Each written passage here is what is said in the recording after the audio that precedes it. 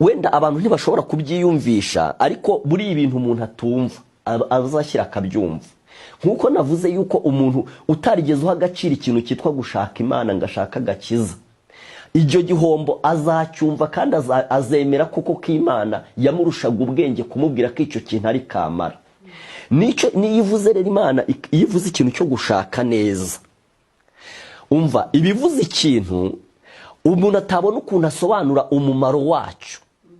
Kuko iyo umuntu ashatse neza agashaka uw'Imana yateganyije ko azashaka, uzamufasha mu rugendo rwe, mugenzi we wa bugufi, ibimushingiye ibuye rizatuma ajya mu ijuru. Bavandimwe banjye, buriya hari ibintu uyu munsi tudashobora kwemera uyu munsi, ariko biba bizabaho. Kuko nk'ingo dushobora kubona uyu munsi zubatse, ingo zizasenyuka nubwo n'uyu munsi zisenyuka ziba zihari kandi nyinshi.